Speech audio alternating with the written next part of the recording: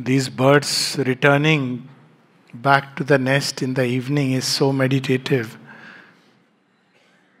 They remind us about the home where we must rest for a while and then wake up to new effort. That's how the opening scene of Savitri starts. But just a few other things before that, because various questions people ask. I don't understand English. Is my intonation correct? This, that. And well, there is no end to this detailed perfection. But let me recount one of the stories that Sri Aurobindo he narrates in the Vande Mataram passingly. And it's a well-known story in Indian thought. And the story is, there is a couplet dedicated to this story. And the story goes that when Valmiki, then the dacoit Ratnakar, he says to Sanat Kumar that, okay, I want to change myself. Agree. I have lived like an animal, like a pashu. Worse than that, because animals don't kill for greed, but only when they need.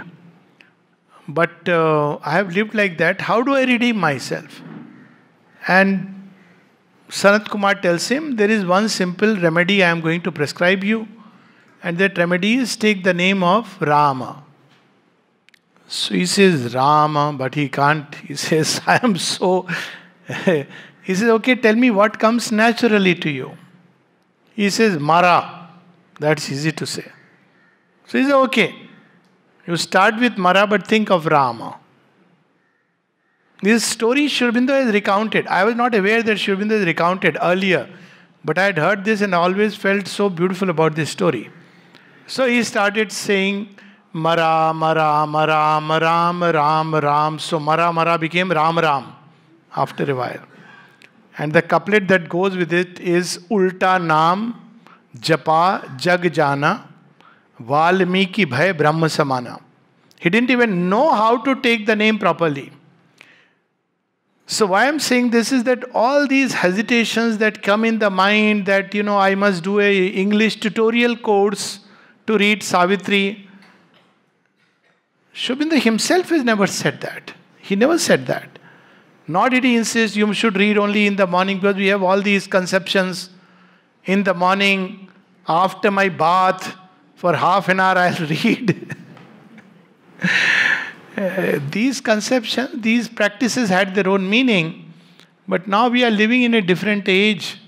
So we should follow what Swami Vivekananda said very interestingly. Every day we must give a bath to the body and the soul. But if you don't have time for both, give bath to the soul. So Savitri is bath to the soul. It cleanses. Literally it does that. Whatever be the inner state, whatever be the situation, as I said, we are in it, it cleanses us. And most importantly, it is a living presence. She is a living presence. And a lot of conclusions come naturally from that. So she guides us automatically. It's just a question of we have to form that connection with Savitri. So Savitri is not just a book written in English language, a poetry in iambic pentameter. Let people debate and discuss all that. It's okay. But for us, it is the divine word, and it vibrates with the seeds of the new creation. It is the mantra. Why? Because the divine has revealed it. And where does the mantra spring from? Sri Aurobindo says it springs from the depths of the heart and rises to the highest firmaments of the mind in a highest intensity of speech. That's what a mantra is. So since it springs from the heart, the simplest way to access the mantra, the access code, is the magical word love. If there is love in the heart, it opens the door. In fact, that's true of anything. Read the Gita mechanically and it's okay, you'll remember everything, but the moment the temperature fluctuates, then we'll forget Shitoshna, Sukhdukeshu, Hani, Lavo, Jaya, Jayo. What kind of people are they? They have not even kept the AC running. This is what happens. But when we read the Gita and we fall in love with Krishna, then the rest is taken care of. So when we read Savitri, it's about falling in love. And falling in love is not a philosophical act. It's not something done by debating and discussing, but something which springs from the heart. So it's a revelation, it has to be received from the heart, the doors of the heart must open, and then we will see that it does the magic. It's a living presence. And in this story, there are many things which are unique about this story. As I said, there have been scriptures describing God's own example. So we have these, Sri Aurobindo elaborates it in great length. God's own example in Essays on the Gita. He says when the divine assumes a human body, he sets a benchmark. What should our humanity be like? So, what is that benchmark? God's example. When God becomes human, we can follow in his steps. So, we have in Savitri several places when he describes the Divine Mother, how she takes the challenges of life, what her inner personality is, even her outer personality in every detail. It is an example given to us to follow because that's what she is here for. And so today, let's just read this before we go into a systematic study. Let's taste the Kshir Sagar from here and there to enjoy the ocean of milk. So there is a beautiful passage in Savitri which describes the Divine Mother. And Sri Aurobindo said that, it is, when Amal Kiran used to ask him, some passage through and through with our mind, suddenly one day he finds this passage. And Sri Aurobindo says that, well, since you asked one, here is a passage. Through and through, it's the highest kind of poetry that has ever expressed. Let me not use the word over mind because that again jams our human mind. Over mind, oh, okay, where is the over mind? So let's say that the highest possibility of human word, because supramental speech is yet to be born. Speech by its nature has a problem. And the problem is, while we can conceive of a thing in its totality, even we can see things, but the moment we describe, it has to be successively. If I have to describe this room, I can't suddenly say it's a room filled with people. I have to describe the wall, the clock, and then all the details. But the seeing is simultaneous. That's why there is not yet the supramental speech. Supramental speech can at best be, so be it, tathastu. That includes everything. That's why Sri Aurobindo says that. And mother was asked, speech will be successive. So everything has been seen in a single vision by the divine. But it has been described as if it is taking place in a succession of events. Because time is all about unfolding what the spirit has seen. Time is nothing else but it is the manager, cosmic manager. And the cosmic manager does a bad job if we are in a haste. Go to any manager and say, jaldi kar do, jaldi kar do. I have done it myself and seen the result. He will say, okay, karte hain. And you will see suddenly he is delaying your work more. I don't know why is he delaying it. Because you are irritating him. He has his own way. So, jaldi kar do, there is no such quick fix solution. I'll sit now with a dictionary and, all the Savitri will reveal itself. I'll read it very fast. Let's enjoy. So, the pace should be such as we are enjoying. It's not like we have to finish it within a week. We have to take each line with joy. And then we'll see each line becomes so powerful. It was the hour before the gods awake. Even this one line, gods have not yet woken up. Where are they sleeping? Who are they? It opens doors after doors. What is it describing about? Savitri will reveal everything. But supposing we read, it was the hour before the gods awake, across the path of the divine event, then after one page we'll say, but this meaning I didn't understand. What is the only temple of eternity? Every line is a meditation. People want to know how to meditate. Every line of Savitri is a meditation. It is revealing.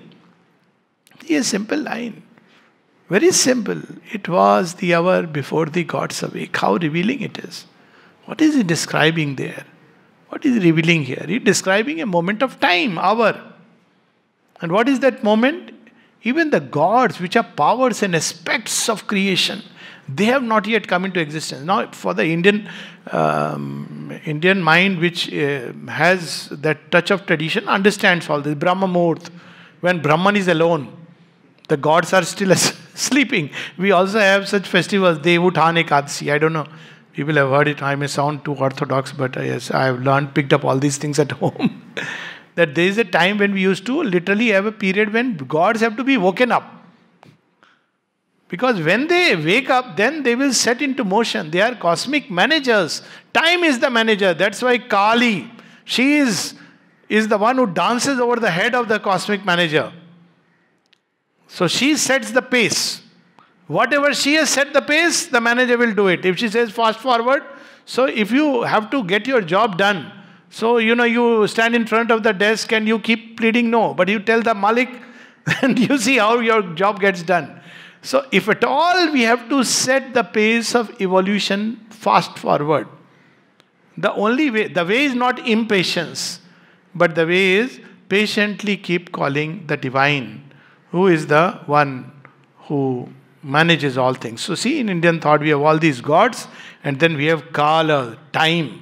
Even the gods have to listen. In Greek mythology, it is the goddess of fate. Ananke, she is, nobody knows what she is going to do. All the gods go away. That's how. Then last is she. Her face is lifted up and she who sees it. And then that's all. That's the secret. But we have this conception of beyond Kal, there is Mahakal.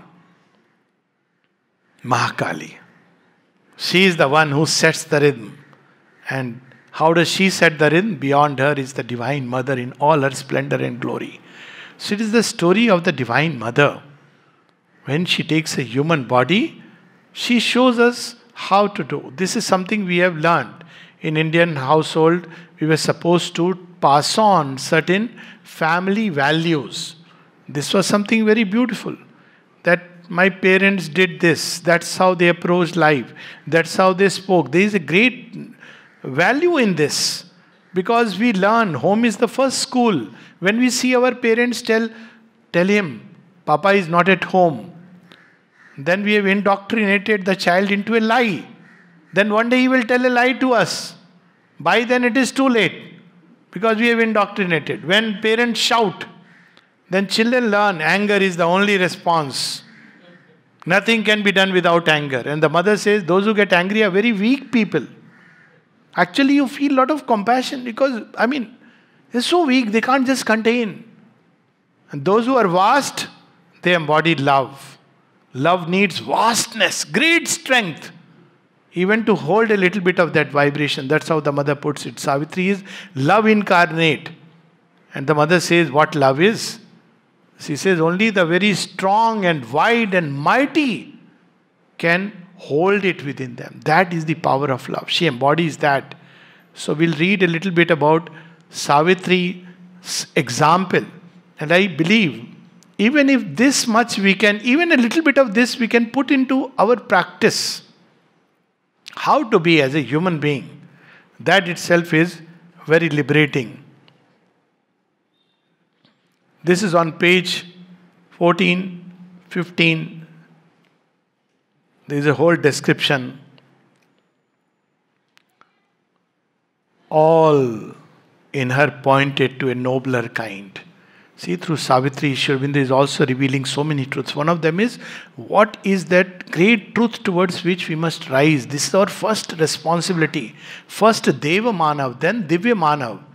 Deva Manav is an ideal humanity which was conceived in Indian thought as the Aryan type. Aryan had nothing to do with Aryan and Dravidian and North Indian and South Indian, as if West and East India has anyways no place. Aryan is a type of humanity which we find everywhere. The knights were Aryans, the samurai were Aryans, as contrasted with the bourgeois, who is found abundant, plenty, who want to take loan and don't repay it. So that's how countries are going bankrupt. How many $1 trillion loans people have taken, they don't want to pay it back. So this because we gave the bourgeois ideal. But the samurai ideal, that is the Aryan. What was that humanity? What is it that needs to be created within us? So and the beauty is, see, this is what is gender neutrality. If we want to see, gender neutrality is not about I can behave like a woman or you behave like a man or I'll dress. Gender neutrality is all the divine qualities are equally accessible to all. Whether it's a woman or a man, yes, it will take a certain hue and color in a feminine and a masculine. That difference is there. So, masculine strength will often, true strength and courage, will suddenly leap, or it will debate and discuss. It is weighing options. Karu ki nahi karu. Feminine strength leaps and does it. That's how we see Kali. The difference is this, that she deep, but it is the same manifestation. So we read here, all inner pointed to a nobler kind. What is that nobler kind? Near to earth's wideness, intimate with heaven. Never forget this. People who start believing, one of the fundamental things in life is, as the mother says, in humility lies the cradle of glory. Just to know that we are in the role of an humble servant of the divine. The divine mother becomes that. There is one of her passages where she says, how beautiful is the role of the humble servant. See the divine mother, how does she wear that? Even now, people who may say anything, but in distress they will call. I know somebody who said, I think as if I am doubting. I may sound, but whenever I am in distress, I call mother only. And she responds. Now see, this is the role of the humble servant that the divine assumes. She knows the problems of earth. She never loses contact with that. At the same time, she is intimate with heaven. She draws all her sustenance from there. That's how life should be. That is the Ashwath mystic tree which we should engage in all that is there upon earth. But all our strength, love, joy, peace, knowledge, we must draw from the divine. If we can lead our life like that, then life will be beautiful. But instead we do the other way around. Let me first get all this from earth, then we can give to God. It's just putting the cart before the horse. Near to earth's wideness, intimate with heaven, exalted and swift, her young, large-visioned spirit. What a wonderful line it is. Exalted and swift. This is how youth should be. Her young, large-visioned spirit. Not to live for small goals. Oh, force-compelled, fate-driven, earth-born race. Oh, petty adventurers in an infinite world. But not for a changeless littleness where you meant. Not for vain repetition where you built. Look at the large vision. Imagine if children are asked, what do you want to become? Uncles come sometimes, no? Beta, kya banna chahoge? And the child says, God. I think you should consult a psychiatrist. Sounds abnormal, no? If a child says, or says, I want to fight for the gods. Even that sounds very abnormal. Fight for the gods. Not very normal. But if he says doctor, engineer, and if he says, I want to study in Harvard is no more lucrative, and I don't want to promote that. I never promote it, but I want to go and settle in America. Oh, what is our flight from Delhi to New York? We can't imagine. Horizons beyond horizons of sight and light. Large visioned spirit. It even immediately reminds about a bird which soars high. So this is what Savitri is. That's how we should be. Large visioned spirit. Voyaging through worlds of splendor and of calm. Overflew the ways of thought to unborn things. Just imagine this one word, just to touch the magic. Voyaging through worlds of splendor and of calm. She's not stopping. She's not the kind who says, okay, I have to go to Sorry, I can't help. Barcelona, wonderful place. Can I just take a stopover at Madrid and see? No. You know where you are going. She is going through worlds of splendor of calm, but she is not stopping in any of the halfway homes. And then comes this line. Overflew the ways of thought to unborn things. Thought is like a paraclet, like a bird which reconnoiters. Thought can go up to their height. Beyond a point, thought cannot conceive. If you try to conceive the divine, that's why divine is to assume a human body. Then when he assumes a human body, we say, you are too human. How can you be divine? This is our problem. But divine is actually beyond conception, logically, literally. Even to try to conceive one quality of the divine, Madhuram, Madhuram, Madhuram, it's so difficult to conceive what that Madhuram is. Because Sri Krishna, the Madhur mein, he is standing on battlefield of Kurukshetra and saying, I am going to destroy all these people. His manifestation of Madhuram is, this is another Madhuram. This too is Madhuram. Why? Because the Madhurya of earth's sweetness has all been usurped by the Asuras and kept, like, old time ration shops were keeping all the freebies and keeping to them. Now they distribute but only to select people. So the divine comes to release it upon earth. So sometimes it is to destroy all these forces which are holding back, like the cows of plenty which are held back in the caves, subconscious caves. So he says this Madhuram is not only for me and the bhaktas, it's for everyone. That's why Shri Krishna, original socialist, Rama is also a socialist. But Shri Krishna says, take away that makhan, butter, you have stored it up there. Sir, butter, this is my butter. Oh, this is your butter. Yes, sir, from my cow. Oh, your cow. Sir, my milk. Oh, is it? Okay, sir, do whatever you want to do. He said, anyways, I'll do whatever I want to do. I am going to give it to all. My spirit's liberty I share with all. See, look at the lesson of sharing with all that he shows. Here we see with mother also. So she goes beyond thought to unborn things. Means where thought cannot reach. What is it that we can conceive? The highest. So it begins to, she brought that upon earth. Ardent was her self-poised, unstumbling will. Her mind is sea of white sincerity. See how beautiful, how our mind should be. White sincerity. It is seeking only one thing, not scatterbrain, 100 things. The Gita puts it as Bahu Shakha Naam, Buddhi. And one which is turned inside, Vyavsahitmak. The mind is a sea of wide sincerity. Passionate in flow, had not one turbid way. See, normally, if we flow, there is a tendency to carry things and turbidity comes. So whenever we speak about the wide snow-clad peaks, we think of Shiva sitting on the mountain, closing eyes. So that's where, the moment you interact with the world, you're flowing passionately. Things start coming inside. And that's a problem. But Savitri is setting an example. See how mother playing tennis, playing with children, grown-ups, making them children, cutting jokes, it's unimaginable. With a Rasgulla and a Ashta Sakhis around. And when Pavitra Dai is coming, he says, just wait, we'll do something and see how he'll react.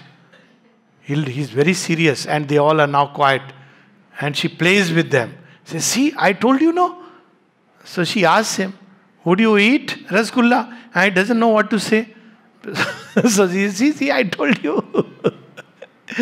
Because he comes with that countenance. So this is how, in every activity, she has poured that consciousness. That's the beauty. That even when passionate in flow, had not one turbid wave. Beautiful description of life, what it should be. As in a mystic and dynamic dance. We know about this. India has that understanding of all the dance forms in India are connected to the worship of the divine or manifestation of the divine. who is the original dancer? Nataraj, the cosmic dancer. And from there we have the dance of Kali, dance of Krishna and Radha, and we have adoration. So we have Odissi and Kuchipudi and Bharatnatyam and even many other Kathak, Kathakali. All these dances somewhere connect with the divine. So, but what do they indicate? Our life should be, the rhythms of our life should be centered around the divine. The rhythms of a life should not be to please this person or please that person. It should be centered around the divine. As in a mystic and dynamic dance, a priestess of immaculate ecstasies. Ecstasies that has been untouched by, it has not been soiled by any human. That's how immaculate ecstasy. See how the words will disclose new meanings. One description that comes of immaculate ecstasies, not ecstasy, describing many foldedness, is the Maharas of Shri Krishna with the gopis. Why it is immaculate? You can't enter and see it. You can't even witness it. You have to become completely given to Krishna. That's why the story goes that every night they in Nidhivan, the bushes, they become like gopis and there is the dance. But if you go to see it, you will grow mad. So only 2 persons, male, have seen it because you have to become feminine, completely surrendered to see that dance. Forget about dancing. So one was Arjuna, who dips into the Yamuna and then he becomes feminine. And then he sees the dance because he expresses this desire. The other is Shiva himself. So that's a once in a in creation, once in a lifetime thing where Shiva becomes a woman and dances with Krishna. Shiva and Krishna relations are anyways very interesting. It is said that Kali had become Shyama and Shiva had become Radha, but that's a different digression altogether. So that is an immaculate ecstasy. We can't experience those ecstasies. And she is bringing that ecstasies, immaculate ecstasies with her. She is the priestess. So she is the one who can grant it. Inspired and ruled from truth's revealing vault. All her acts are moved from that deep truth. When Mother was asked about her life, what does she say? Knowingly or in fact, she says that one should not concern with the details of this body. Knowingly or unknowingly, I have always been. I have done what the divine has wanted me to do, and I have expressed the truth. Knowingly or unknowingly. It doesn't matter. That's how she is born. That's how every act of hers is moved from some deep truth. We don't understand it. Naturally, we live in falsehood. So when people say, I don't understand this aspect of the mother, I say, this is good sign. It is an acknowledgement that we are living in a state which cannot understand the divine. So what do we do next? Ask, please tell me, reveal to me this mystery. She will reveal. But instead we judge. If this is what she did, this must be the reason. If she didn't smile at me, this must be the reason. People have all kinds, even now. Oh, I wanted to come for darshan, I couldn't come. So Divine Mother doesn't like me. To what extent? Has she abandoned me? If she abandons, creation will collapse. But there is a deeper divine. Who knows? She wants to strengthen our aspiration. Who knows? If we ask her, we will know. There is a truth behind it.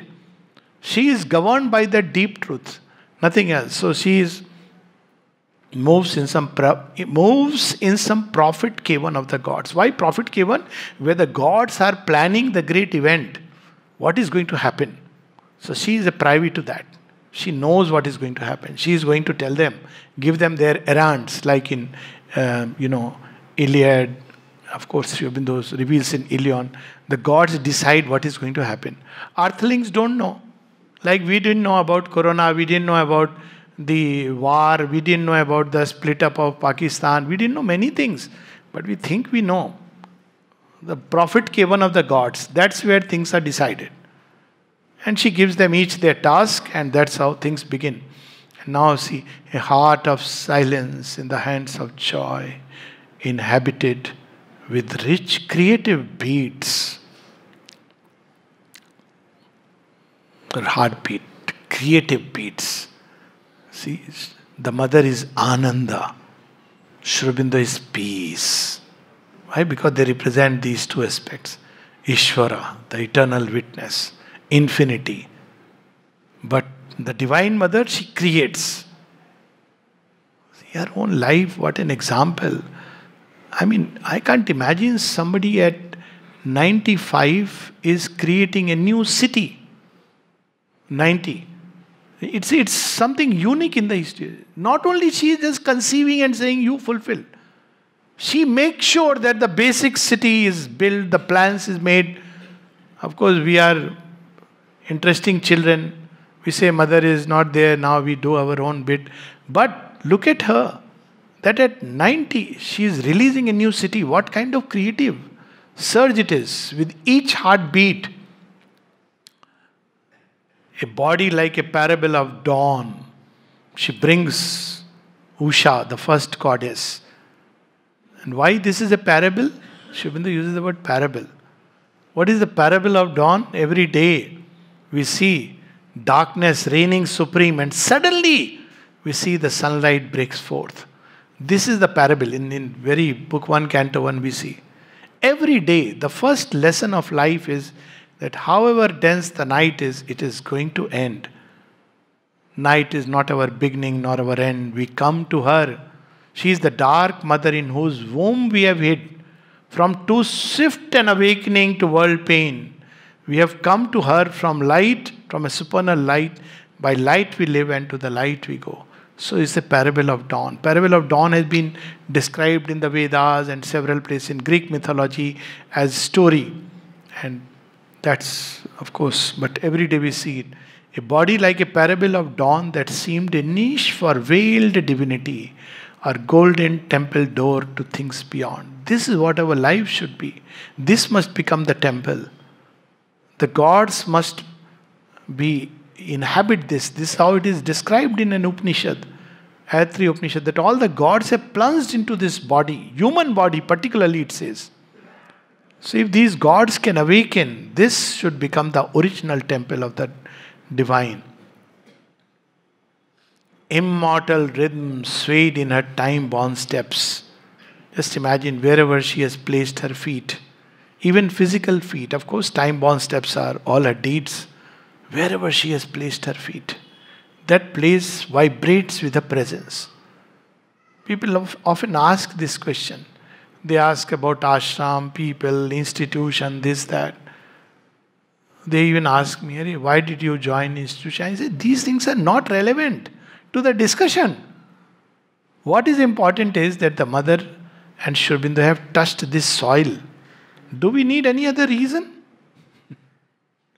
This soil will always contain that vibration, whether we like it or not. And we come from a tradition where we believe even the dead body part of Sati carries the vibration. I have actually had this experience in one of the places where I didn't know that time it is heart, but touching, it seemed like it is. I felt first time ever I have gone to a Shakti Peeth and I felt it is beating. What is this? And 3-4 times I am touching. That am I getting some problem in my hand? Medical mind is also coming. How can it be?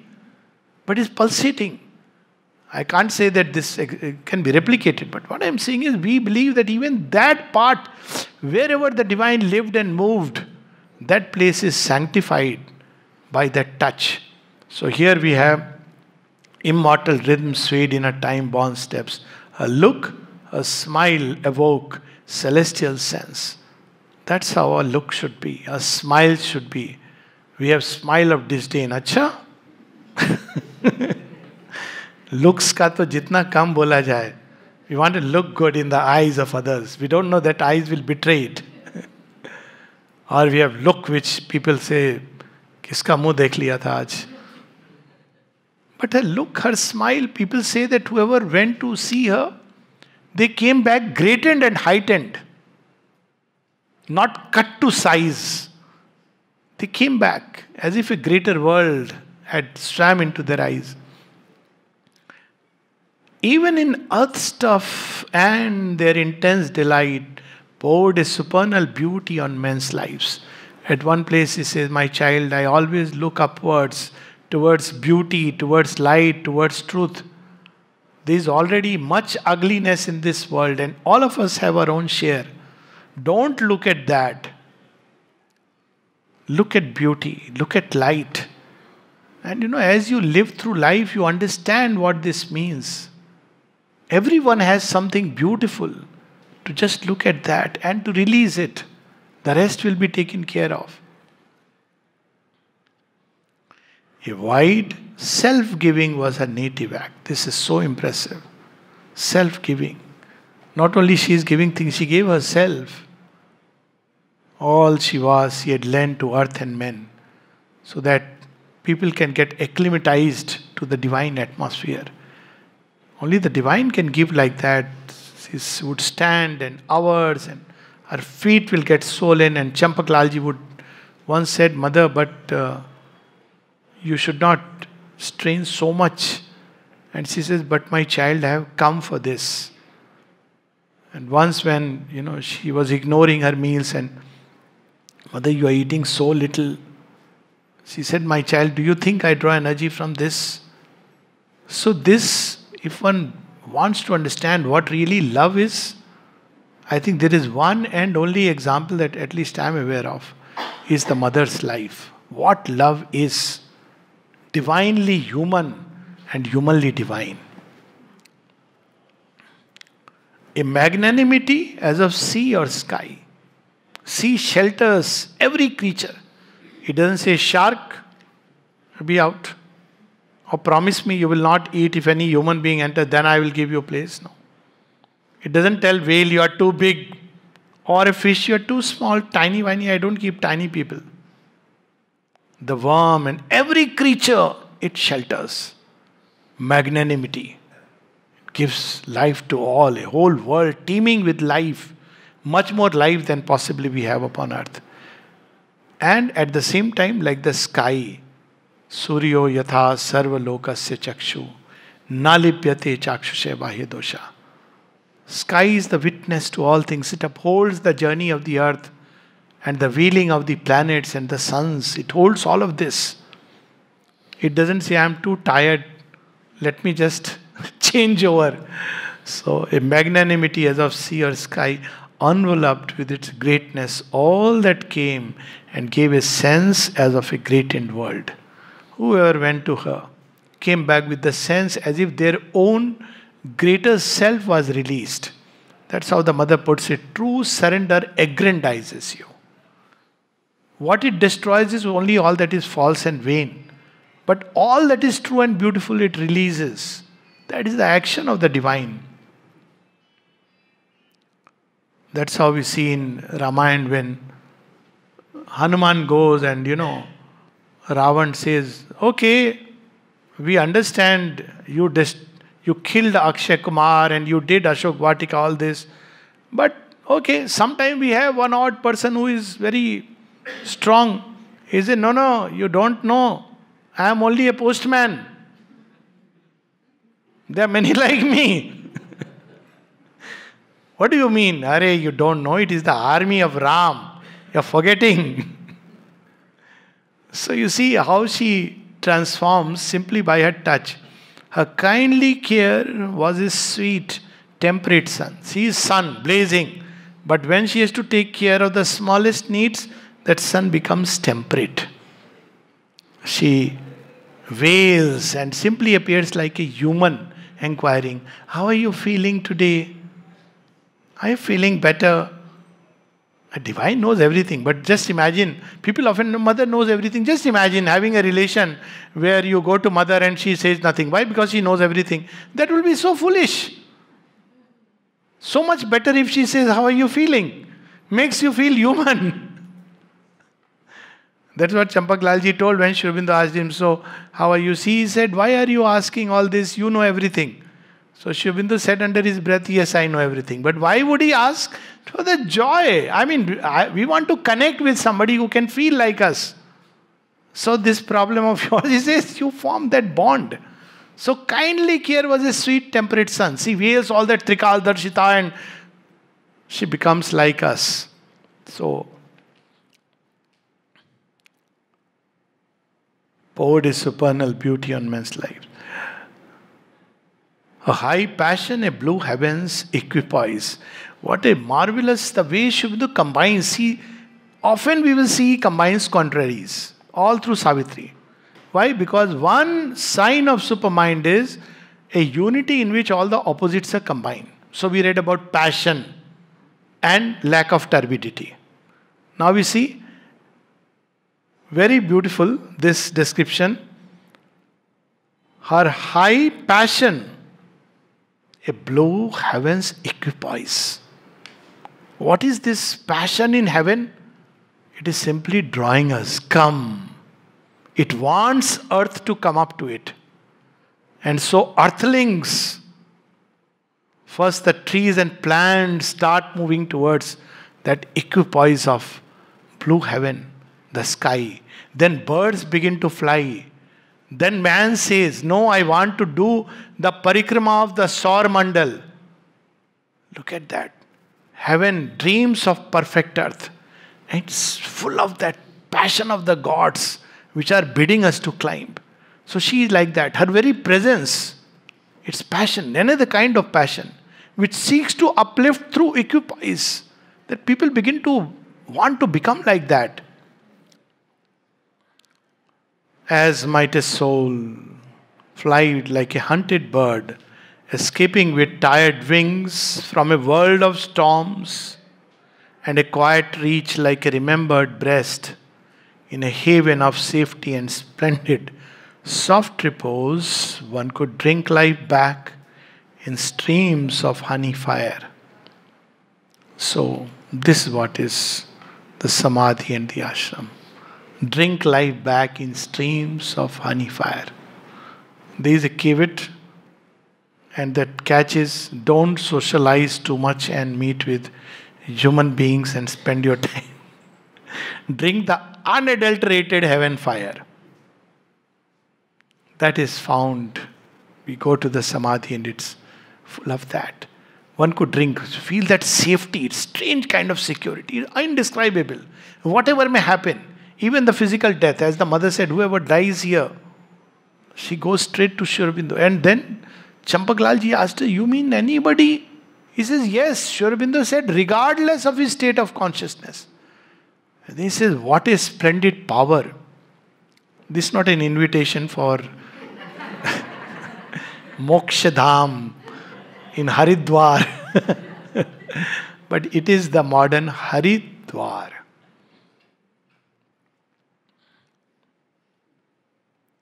Recover the lost habit of happiness. What have we lost as we grow up? The simple act of being happy. You recover the lost, you feel happy. There is nothing. If you look at it outwardly, it's not like you are given some very luxurious thing and VIP treatment, or most often the other way around. You are trying to enter the gate and somebody will talk to you and you suddenly feel so belittled.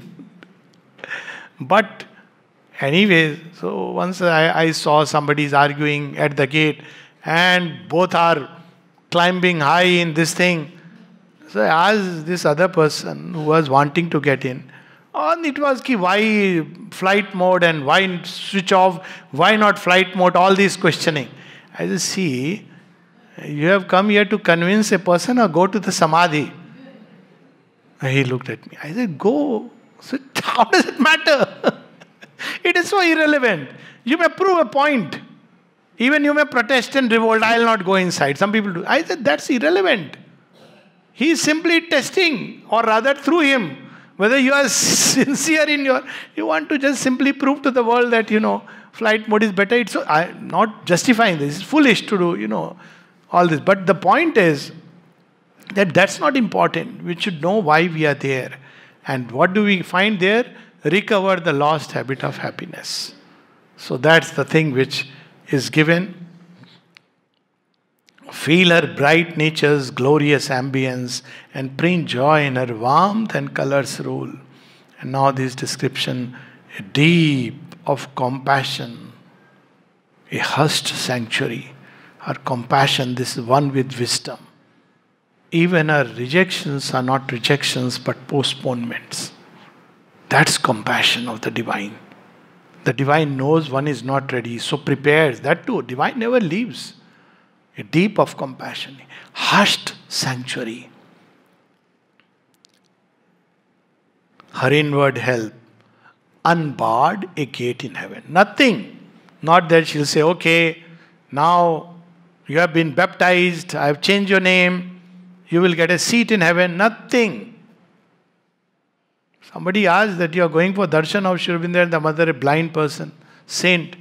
What are you going to? They will not look at you and you won't. They won't speak and you can't see. He said, I am not going to see. How much I will see with my eyes? I am going so that they can set their gaze upon me. So that's why when we stand below the balcony to do pranam, some people think we are mad. I said, it is better to be mad this way. I said, even when mother was giving darshan as if we could see and understand. But she knows, she comes in her own time. Maybe someday she comes, someday she doesn't, up to her. But we have put our little attendance. Mother, I am here, time to time. So this is where, last couple of lines. Her inward help unbarred a gate in heaven. Love in her was wider than the universe. The whole world could take refuge in her single heart. How simple yoga can be. All these ideas of fitness, unfitness. People even ask, do you think... Sometimes I feel I am unfit. People ask this question, so I must say. So my answer is, if you think you are unfit, all the more reason to take refuge in her. Sri Aurobindo said, if you think you are a Siddha, you don't need to be here. And who is fit and who is unfit before the grace? This is again Mother's answer. Who is fit? In fact, somebody who thinks he is fit is actually unfit. First qualifier for fitness is be humble. Because you are face to face with the divine. If you think you are fit, okay. But the fact is we are neither fit nor unfit. We are all misfits. Because we are wearing, as Sri Aurobindo describes in Savitri, man's virtue is a ill-fitting, coarse spun robe. That's what we are wearing. But when we go to the divine, he takes our measurement, makes the perfect dress.